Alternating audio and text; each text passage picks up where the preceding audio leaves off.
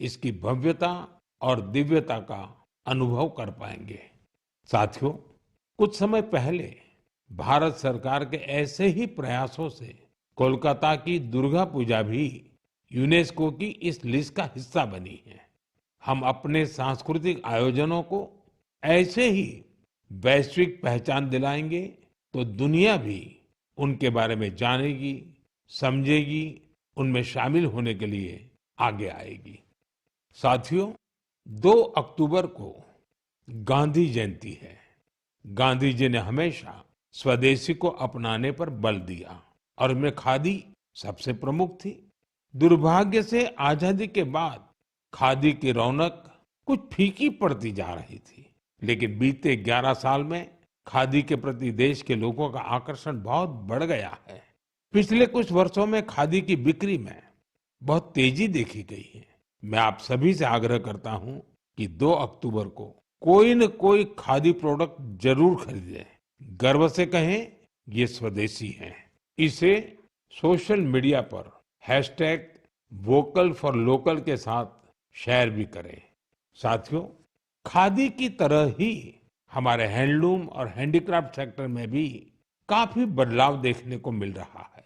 आज हमारे देश में ऐसे कई उदाहरण सामने आ रहे हैं जो बताते हैं कि अगर परंपरा और इनोवेशन को एक साथ जोड़ दिया जाए तो अद्भुत परिणाम मिल सकते हैं। जैसे एक उदाहरण तमिलनाडु के याज नेचुरल्स का है। यहाँ अशोक जगदीशन जी और प्रेम साल्वाराज जी ने कॉरपोरेट नौकरी छोड़ एक नई पहल की। उन्होंने घास और केला फाइबर से योगा मैट बनाए, हर्बल रंगों से कपड़े रंगे और 200 परिवारों को ट्रेनिंग देकर उन्हें रोजगार दिया। झारखंड के आशीष सत्यव्रत साहू जी ने जोहार ग्राम ब्रांड के जरिए आदिवासी बुनाई और परिधानों को ग्लोबल रैंप तक पहुंचाया है। उनके प्रयासों से आज झारखंड की सांस्कृतिक धरोहर को दूसरे देशों के लोग भी जानने लगे हैं। बिहार के मधुबनी जिले की स्वीटी कुमारी जी ने उन्होंने भी संकल्प क्रिएशन शुरू किया है। मिथिला पेंटिंग को उन्होंने महिलाओं की आजीविका का साधन बना दिया है। आज 500 से ज्यादा ग्रामीण महिलाएं उनके साथ जुड़ी हैं और आत्मनिर्भरता की राह पर हैं। सफलता की ये सभी गाथाएं हमें सिखाती हैं कि हमारी परंपराओं में आय के कितने ही साधन छिपे हुए हैं। अगर इरादा पक्का हो तो सफलता हमसे दूर नहीं जा सकती। मेरे प्यारे देशवासियों, अगले कुछ ही दिनों में हम विजयादशमी मनाने वाले हैं। इस बार विजयादशमी एक और वजह से बहुत विशेष है। इसी दिन राष्ट्रीय स्वयंसेवक संघ की स्थापना के 100 वर्ष हो रहे हैं। एक शताब्दी की ये यात्रा जितनी अद्भुत है, अभूतपूर्व है, उतनी ही प्रेरक है। आज से 100 साल पहले जब राष्ट्रीय स्वयंसेवक संघ की स्थापना हुई थी, तब देश सदियों से गुलामी की जंजीरों में बंधा था। सदियों की इस गुलामी ने हमारे स्वाभिमान और आत्मविश्वास को गहरी चोट पहुंचाई थी। विश्व की सबसे प्राचीन सभ्यता के सामने पहचान का संकट खड़ा किया जा रहा था। देशवासी हीन भावना का शिकार होने लगे थे। इसलिए देश की आजादी के साथ साथ ये भी महत्वपूर्ण था कि देश वैचारिक गुलामी से भी आजाद हो। ऐसे में परम पूज्य डॉक्टर हेडगेवार जी ने इस विषय में मंथन करना शुरू किया और फिर इसी भगीरथ कार्य के लिए उन्होंने 1925 में विजयादशमी के पावन अवसर पर राष्ट्रीय स्वयंसेवक संघ की स्थापना की। डॉक्टर साहब के जाने के बाद परम पूज्य गुरु जी ने राष्ट्र सेवा के इस महायज्ञ को आगे बढ़ाया। परम पूज्य गुरु जी कहा करते थे, राष्ट्राय स्वाहा इदम राष्ट्राय इदम न मम। यानी ये मेरा नहीं है, ये राष्ट्र का है। इसमें स्वार्थ से ऊपर उठकर राष्ट्र के लिए समर्पण का भाव रखने की प्रेरणा है।